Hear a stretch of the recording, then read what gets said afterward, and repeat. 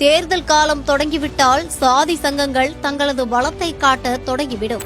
அந்த வகையில் திமுக மற்றும் அதிமுக கட்சிகளின் தலைமை கழக நிர்வாகிகள் லிஸ்டில் எங்கள் சமுதாயத்தைச் சேர்ந்த யாருமே இல்லை என்று கலக குரல் எழுப்புகிறார்கள் நாடார் சமுதாயத்தைச் சேர்ந்தவர்கள். இதுகுறித்து விரிவாக பார்ப்போம். தமிழகத்தில் இருக்கும் முதல் 4 சமுதாயங்களின் எண்ணிக்கை அடிப்படையில் நாடார் சமுதாயத்திற்கு முக்கிய பங்கு உண்டு. மற்ற சமுதாயத்தினர் குறிப்பிட்ட ஒரு பிராந்தியத்தில் அடர்த்தியாக இருப்பார்கள். ஆனால் தென் மாவட்டங்களில் அடர்த்தியாக இருக்கும் நாடார் சமுதாயத்தினர் தமிழகம் முழுவதும் பரவி இருக்கிறார்கள்.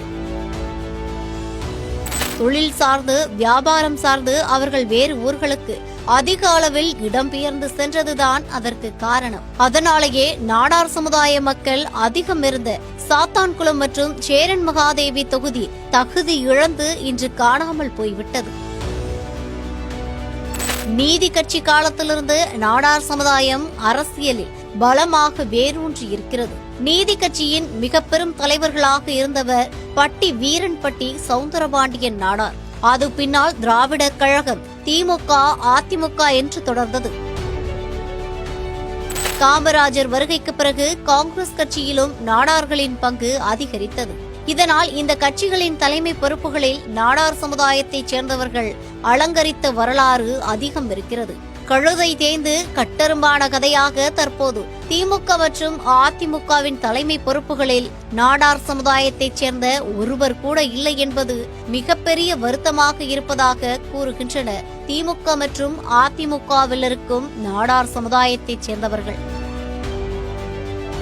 திமுக தலைவராக கருணாநிதி இருந்தவரை சர்க்குண பாண்டியன் திமுக துணை செயலாளராக இருந்தார். திமுகவில் முக்கிய கொள்கை முடிவுகளை எடுக்கும் செயற்குழு, பொதுக்குழு, மாவட்ட செயலாளர்கள் கூட்டங்களில் மேடையில் அவருக்கும் ஒரு நிரந்தர இடம் இருந்தது. அவர் மறைந்த பிறகு அவர் இருந்த அந்த இடத்திற்கு இன்னொரு நாடார் சமுதாயத்தைச் சேர்ந்த ஒருவரை நியமிக்கவில்லை என்று கூறப்படுகிறது. தற்போது திமுகவில் தலைமை கழக நிர்வாகிகளாக துரைமுருகன், டி.ஆர். பாலு, கே.என். நேரு, ஐ. பெரியசாமி, திருச்சி சிவா, ஆர். ராசா, கனிமொழி, ஆர்.எஸ். பாரதி ஆகியோர் இருக்கிறார்கள். மேடைகளில் அவர்கள் அலங்கரிக்கும் போது எங்களுக்கு ஒரு வருத்தம் இருக்கத்தான் செய்கிறது என்கின்றனர் திமுகவில் இருக்கும் நாடார் சமுதாயத்தைச் சேர்ந்தவர்கள். ஒரு காலத்தில் காங்கிரஸ் கட்சிக்கு அதிக அளவில் வாக்களித்த நாடார் சமுதாயம் தற்போது திமுகவுக்கும் அதிமுகவுக்கும் மாறி மாறி வாக்களித்து வருவதாகவும், சிஎஸ்ஐ மற்றும் ஆர்சி கிறிஸ்தவ நாடார்கள் முழுக்க முழுக்க திமுகவின் வாக்கு வங்கிகளாகவே மாறிவிட்டார்கள் என்றும், திமுகவுக்கு அடுத்து அவர்கள் அதிமுகவையே ஆதரித்து வருகிறார்கள் என்றும் கூறப்படுகிறது. திமுகவை போலவே அதிமுகவிலும் தலைமை கழக நிர்வாகிகள் நாடார் சமுதாயத்தைச் சேர்ந்த ஒருவர் கூட இல்லை என்பது வேதனையை ஏற்படுத்துவதாக அதிமுகவில் இருக்கும் நாடார் சமுதாயத்தினர் தெரிவிக்கின்றனர்.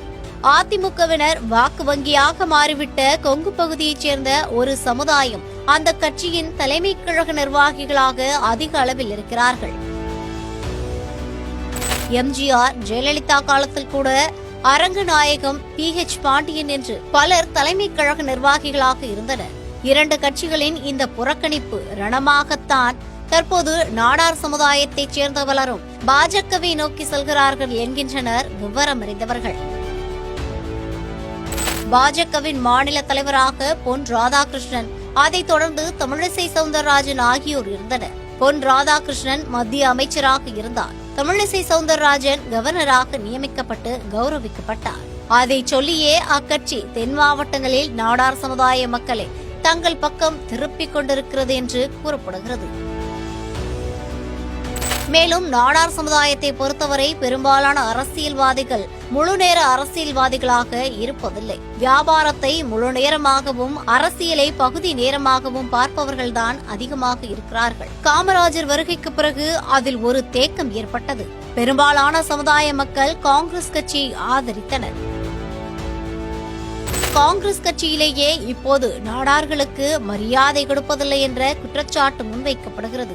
இன்றைய நிலையில் நாடார் சமுதாயத்தை பொறுத்தவரை திமுக, அதிமுகவில் தான் அதிக அளவு வாக்காளர்களாக இருக்கிறார்கள் என்றும், அந்த 2 கட்சியிலும் தலைமை நிர்வாகிகளாக நாடார் சமுதாயத்தைச் சேர்ந்த யாரும் இல்லை என்பது மிகப்பெரிய வருத்தம்தான் என்று கூறப்படுகிறது.